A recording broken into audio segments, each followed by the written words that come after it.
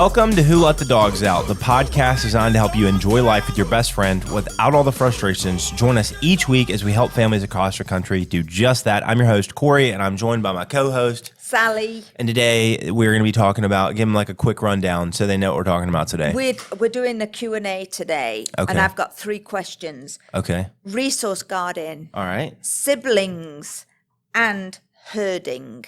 Resource guarding, Yeah. siblings, and herding. So 3 very different questions, but Okay.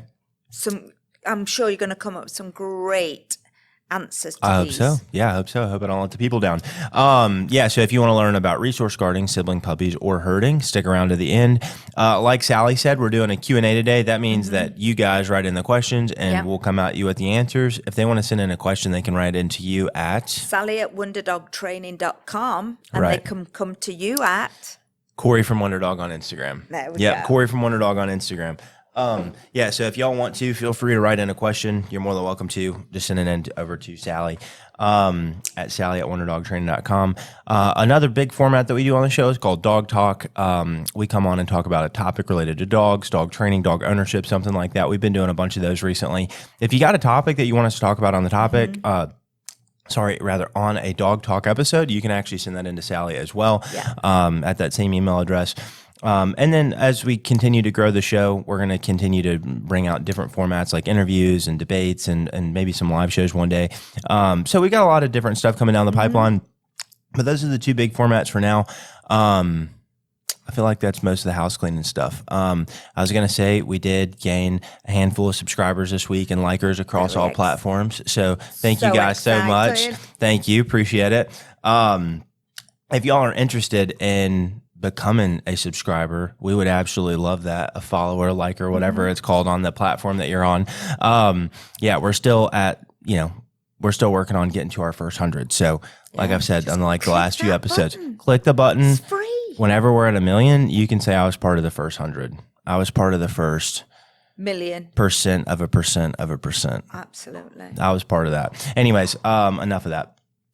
Okay. If y'all get any value out of the show today, please share the show. Just pass it on to a friend, family, coworker, something like that. Just somebody that could get value out of the show. Because once again, our goal is just to help spread good quality dog training information to people at a completely free cost, and just pass out great information that we would give to our clients if they were paying us for training advice. So with that being said, if you get any value out of the show, share it.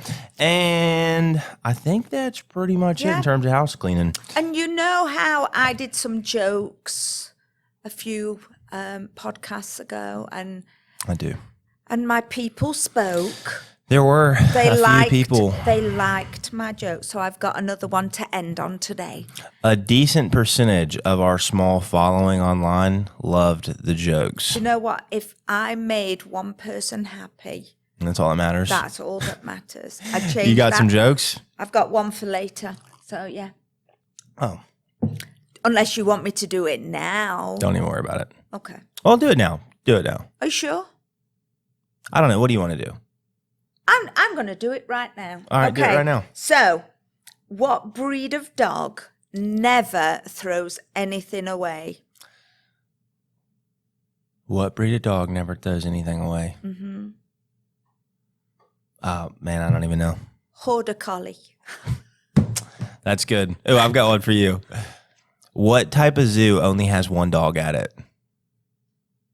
A Shih Tzu. I can't lie. She told me that when this boarded. Stole my joke. Yeah, I thought that's what you were coming at us with, and that was way better than the other one you just said. No, because I didn't know we were allowed to say Shih Tzu. Well, it's not a bad bird. It's a dog breed. That's the joke. Yeah. I didn't know we were allowed to say Shih Tzu. Yeah. It's our podcast. We can do whatever we want to. Can we? I think so. Okay. I mean, nobody made up any rules.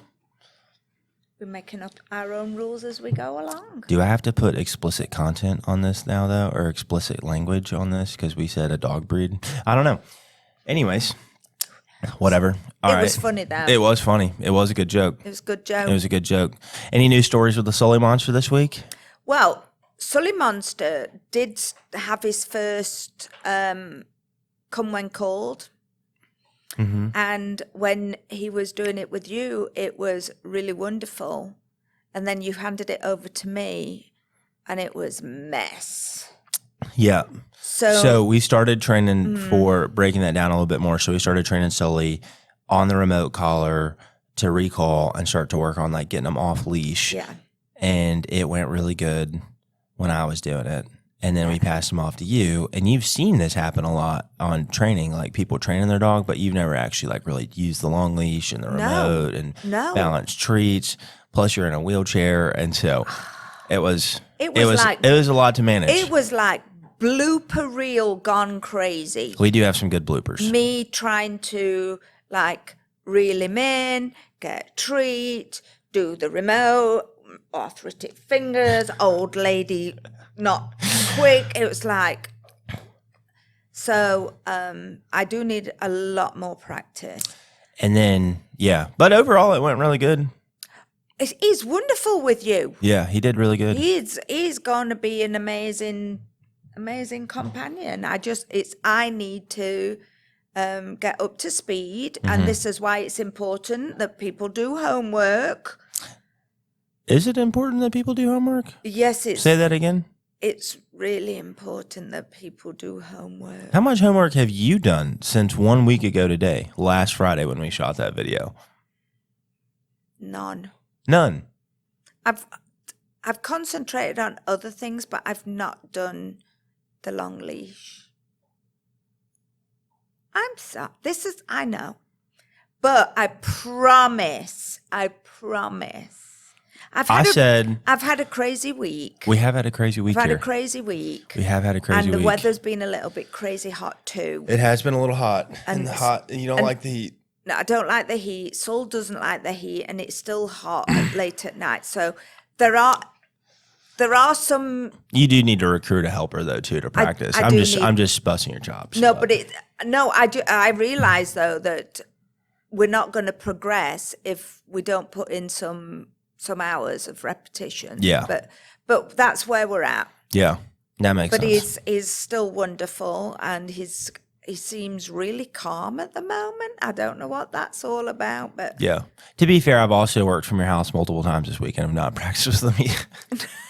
I could have traded, but I just wait didn't. a minute. Yeah. You've been to my house all those hours and you didn't put in any. We were working, okay? Yeah, we were working. We were working. That's the issue there. But no, I'm loving him. Yeah. And then you told me yesterday that he didn't jump on the house cleaner. He jumped near the house cleaner. No. So we're making some progress. We're making some real progress. So yeah, my friend who comes and helps clean, he was all over her like a rash the time before. And this time she came in. I think she was also a little prepared because I'd said to her, don't fuss on him until he's calmed down a little. But he greeted her very calmly, didn't jump up her. But then the little sneaky, clever puppy, my bar stools have got like the rung on the back. So he put both his front paws on the top level rung, which then got him up higher. So he was nearer to her and she was laughing. That's funny. She was like, oh my gosh, I've seen it all now. But yeah. So we're making some progress. He's so smart. Yeah. That was like problem solving 101. Yeah, that's awesome. Well, heck yeah, good to hear. Yeah, we're doing great. Cool. Well, I guess we'll jump into some questions. Absolutely. Oh yeah, I've got 3 really good questions. All right, let's jump in. Okay, so first one, it's with regard to resource guarding. All right. So she says, whenever I go near my dog, when he has food or treats, he growls and shows his teeth. How can I stop this, and will it develop into aggressive behaviors? So it's like a double question there. So how's she going to stop it? But in general, does resource guarding develop into aggression? Right. So over to you. Sure. So the first question in terms of I guess I'll go in reverse order. I'll start with the second question. Okay. Does resource guarding develop and like into aggression? Okay, hello Mia. Does resource guarding develop into aggression? Well, I'd say if your dog's like growling at you anytime it has food, like that's already aggressive. Like now there's levels to it, right? Like if your dog Okay. hasn't bit you, then that's less growling's less aggressive than biting you, so to speak, but that's Yeah. still aggressive. So like, yeah, I would definitely say there's a strong need to be concerned there for sure. Okay. And I imagine that if like you keep going up to the dog and testing the dog and like whatever it is, like yeah, there's a good chance he might like eventually like snap and like bite you or something like that. And Okay. then if he bites you and then you finally leave him alone, well then that just reinforced like, hey, biting gets this person to like stop messing with me, right? Yeah. Yeah, so I definitely think there's some strong need to be concerned there for sure. In terms of how to fix it, I have just a handful of things. I'll just start rattling stuff off. Number one, I would say like you could just like feed your dog, like put them in the crate and feed them, and then let them eat all their meal at one time, and then like just not mess with them when they're eating. Like that's a big thing now. Like a lot of people, I remember when I was a kid growing up, like I was told by my mom, my dad, other adults, like never mess with the dog when they're eating. And it seems like people are just like obsessed with like messing with their dog when they're eating now. Like they want to be able to like stick their hand in the bowl and Yeah. and I'm like, I get it if you have kids maybe, like, Yeah. but at the same Yeah. time, like we should just go back to that lesson of like teach humans, period, old and young, to like not mess with dogs when they're eating. Like Yeah. we don't want to be messed with when we're eating. Like don't mess with the dog when they're eating, right? Yeah. I think that's a pretty good idea. First and foremost, is like let's just get back to old principles, like no messing with dogs and people when they eat. Yeah, just go back to the old school. And so that would be first and foremost. I would say stuff you can start doing right now though is one, like isolate your dog whenever your dog's eating. Like put your dog up, put your dog out, like in the crate, put them up in the crate, feed them in the crate, put them outside, feed the dog outside, something like that. Two, if they're growling over their food, like they clearly see their food as a resource. Another thing though is like, a lot of times I would just say don't give like dogs that resource guard like bones. And if you do, like make it a special treat and then don't mess with them when they're eating it. Yeah. That'd be a good idea. But then two, you could also put them up, like make it like a crate treat or something like that. Yeah. You do stuff like that. Another one that I would do is like rather than like going up to the dog and like trying to grab the food from the dog or the bone from the dog or whatever it is, I would just teach a really strong leave it command. So like or out or drop it command or something like that. That's what I'd really focus on. The other two are just kind of like helpful tips, but what I'd really focus on is like a strong like out, drop it, leave it command or something like that. And teach the dog, hey, whenever I say out or drop it or leave it or whatever the command is, I'll just use leave it for now. But if I tell you leave it, like you either don't get what you're about to get or you spit out what you currently have, right? That would be where I would start. So, and an exercise for that, if you wanted to start like in a really like light way, you could put out something that the dog likes, like treats or toys or food or something like that. Put the dog on a leash and then have the dog like go up to it. Don't let them get all the way up to it and then say, leave it. And then if as soon as they turn and walk to you, you feed them and you teach them that good things come from you, like not stuff on the ground, right? Or if you do leave it, you'll get something good for it, right? Because they're trading something they want for something else, right? Yeah. Then you could layer in a correction for that. So you could use like, on leash correction or like a remote collar or something like that. But you do the same exact exercise. So you put something out that the dog wants, let the dog go up to it. Mia, leave it. And then if she does, if she doesn't, rather, I give her a tap or a tug on the collar or something like that. And then as soon as she turns towards me, I feed her, right? Yeah. And so I'm just carrot and stick, right? Like, hey, if you leave it, you get food. If you don't leave it, you get a correction. And then you get, food whenever you do actually leave it, right? But I would focus on like a really strong like leave it command, because even if let's say you're feeding your dog outside, you're not giving your dog treats or bones or anything special or whatever it is, like anything that they deem as like a high value resource or whatnot, there's still gonna be times where like you just drop a piece of chicken off the counter or something and your dog's gonna grab it and you have to get it from your dog, right? So having a means to correct your dog for doing behaviors like that is very important. Or being able to trade them if you don't want to use corrections, like bribe them to trade you or something like that would be very helpful. That would be what I would start with though. Like those would be like my big three is like, one, just don't mess with the dog when they're eating. Two, isolate them, get rid of treats, bones, toys, things like that, like stuff that the dog deems as like higher resource, like deems as like worthy of guarding at a higher level or something like that. And then just focus on like a really strong, like drop it, leave it out command, and then teach the dog that good things come from you. Not whenever you say leave it and they do, they get good stuff basically. And this sounds like good practice for if you get a dog, like when I got Sully, if you get a young puppy, start this good practice from the beginning, and then these issues shouldn't develop, should they? Yeah, yeah, definitely. I definitely think practicing stuff like this early on is really helpful for sure. Yeah, and some dogs just don't care. Like, if I needed to go up to me and take the bone that she's chewing right now from her, she would be fine. She would just not bother it. But some dogs, they have like a higher propensity to like do stuff like that. And if that's the case, then we have to do some stuff different. You know, the risk of getting bit's just not worth it. Yeah, absolutely. Yeah, there's a bunch more stuff we could add on that, but I think just simple stuff that everybody could apply and practice and stuff, that's it. Yeah, that's it. There's a bunch of other stuff that you could do too, but and I've got a lot of other ideas, but we'll stick with those. Okay, maybe we could do a dog talk on resource guarding. Yeah, sure. If there's more. Yeah. Wonderful. Okay, so this is a funny one, but I don't suppose it's funny if it's happening to you. Yeah, so, right. My border collie is always trying to herd my family, especially the children. What can I do to stop this? Yeah, I don't know if you can or should really, because I mean that's what border collies were literally made to do. They're made to herd and keep stuff in a group, in a circle, you know, and you know, keep everybody together and stuff. So I don't know if you can necessarily, or you should.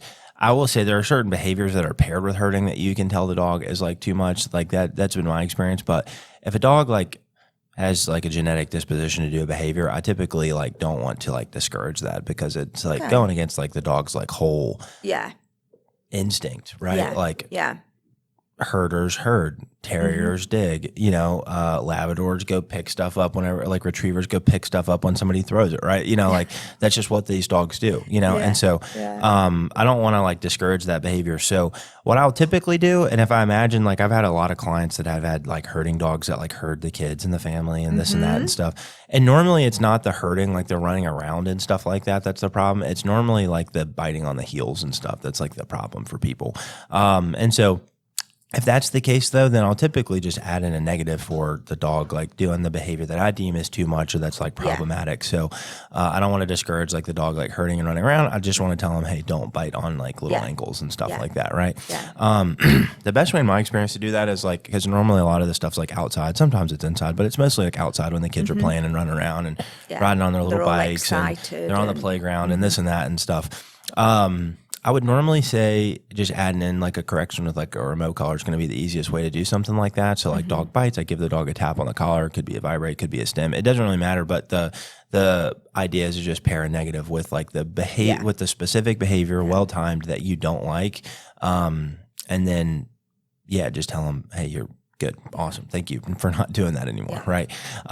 That's typically how I'd go about something like that, just because like I said, I don't want to tell the dog like not to herd. That's what it's supposed to do, that's what it's bred to do, but I don't want it biting on ankles or doing things that are like I deem is too much. That's typically the big problem that people have when it comes to like the dog herding the family. It could be too that the dog's like just being like loud and stuff, like barking a lot and things like that. And I guess if you don't like that, you could work on like fixing that too. But it's like if the whole family's outside having fun, then it's like, you know, the dog is saying, hey, I'm having fun too, you know. Would you advise them to like check out a herding group or class or something? Because I know when Braden got Charlie, he'd went to like a sheep herding activity. Yeah, if there's like a local group that does something like that, I always recommend that people do stuff that is part of what the dog was like bred to do. You know, so like if they like to play fetch, then like find like a local frisbee club. If they like to herd, then find a herding club. If they like to find like moles and dig them up or whatever, like try barn hunt. If your dog likes to run, then try fast cat, right? Like there's a lot of different like sports and activities you can try.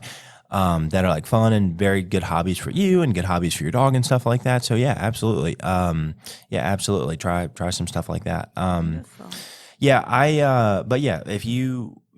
if your dog is doing that and you want to try it, try putting your dog in like a herding group or something like that. Like I said, you really just want to like correct the bad behavior that is like too much or like causing problems for you and your family and stuff. That's kind of the quick gist. Yeah. Perfect. Okay. And this is an interesting one. All right. So this lady's wanting to adopt sibling puppies, but she's been told that that's not a good idea and that the puppies will be prone to fighting each other as they grow up. So what's your advice on that one? Yeah. We've trained a number of sibling dogs over the years. Like I've got a couple pairs of siblings like in training with me personally right now. And, it normally goes just fine. It normally goes just fine. I've trained a number of sibling dogs over the years. I used to not know how to do it and it would like frustrate me quite a bit. Yeah. And like at one point I was like, I don't even want to train siblings, like period. And then I finally got the idea of like how to actually do it and go about it and stuff. I will say there are some like, pros and cons for sure. Like pros, you get 2 dogs, it's not just one. 2, they always have somebody to play with and stuff like that. I would say fighting's not really like the thing I would be concerned with if I had sibling dogs. It'd more be that like the sibling dogs like paired and bonded to each other more than they do the humans in the family, which can be problematic because in my experience with sibling dogs, normally one is very like confident and stable, and then the other one's like normally a little bit nervier and like really needs the other one to feel okay. And so like we want to like get rid of that very early on. So like, we want to like work on trying to take that away. So one big thing I would say is just like make them sleep in separate crates and like move the crates away from each other. Like not into separate rooms necessarily, but just like across the room or maybe in different rooms. But like spread the crates out because you do not like, because if they're sleeping together, they're be in the crate together, they'll be bonding all the time and stuff. And that can become problematic. And then, like I said, one will be okay being away from the other one. One will not be okay from being away from the other one. Of course, naturally, like feed them separately and stuff like that. I mean, you should do that with all dogs, period. Pardon me. You should do that with all dogs, period. But, and then the next one is like when it comes to like training and stuff, the best thing that I've come up with for training sibling dogs is just like, it depends on the dogs. Because like I have a set of like golden retrievers in training right now, and like we'll put one up and take one outside, and they're normally like barking and like crying in the crate and stuff whenever we're taking the other one outside and doing training and stuff, which isn't terrible.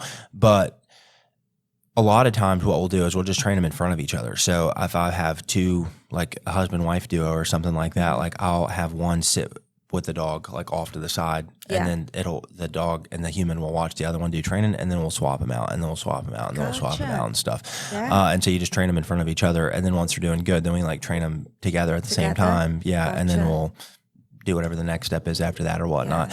But there is definitely some cons. Like I'm forgetting the name of it. It's like I'm forgetting the name of like what the technical term is for it is called whenever they like bond too closely. But like the biggest things I've found to overcome that is like one, make them sleep separately, feed them separately, intentionally split them apart from time to time. Like, give them some independence and stuff like that. Like, like split them apart from each other and have them practice away from each other or walk without each other or like take one out, put one up for a little bit. Just intentionally split them up and do different things with them and stuff like that. So that way they are okay being away from each other, because like I said, it really can be a nightmare if you don't do that stuff. And if you don't do the stuff that I advise, like it's not that you're going to like life will just be terrible. It will be a little bit more difficult though. It really will be. Yeah.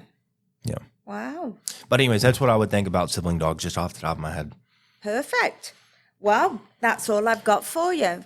3 great questions, 3 great answers. So okay. I don't really think I have anything else I want to add to any of those. I guess with all that being said, guys, if y'all have any questions that y'all want to ask, once again, you're more than welcome to send in questions to Sally@wonderdogtraining.com. And like I said, you can ask questions to be on this show. If you have a topic that you want to be talked about on the Dog Talk episodes, you can send those in as well. You can also, Mia, come over here. Mia. Sorry, Mia's right by all the cords. All right, go over here. Go over here. She wants to say hey to Sally so bad. Anyways, so that's it. If you've got any topics, questions that you want to hear on the show, send them in. That's that. Next thing is if y'all want training help, you can go to wonderdogtraining.com. We've got in-person businesses where we come out, we train you, we train your dog, we do it right there in front of you, and then we have you train your dog in front of us. And we do that, weekly appointments and stuff. It's a ton of fun, and it's a great way to train your dog. You can go to wonderdogtraining.com to find out about our in-person locations. Then you can also go to trainmywonderdog.com if you want help from WonderDog, but you aren't in a service area. You can go to trainmywonderdog.com. We have a great online program. It's all the same great stuff we would do if you were right there. If we were right there in your home, the difference is it's done on your screen. It's done at your own pace, things like that. So if you're interested in that, you can go to that website, trainmywonderdog.com. Both of them will be linked down below. And then last thing is, just if y'all enjoyed the show, please subscribe, please share the show, subscribe, like, follow, whatever it is. That's going to help us grow and get boosted up in the algorithm so we can get this message out to more families, more dogs, more dog owners, things like that. And that's really, what we're here to do. That's what we're here for. Yep, that's why we record these every single week. And then last thing is just if you got any value out of the show, please make sure you share the show with a friend, family, coworker, colleague, something like that, just so that way we can, once again, spread the show. Our goal here is to help families enjoy life with their best friends without all the frustrations. And we can't do that if we don't grow the show. So anyways, with all that being said, guys, thank y'all so much for tuning in and watching. And we'll see y'all next week. Next time. All right. Bye.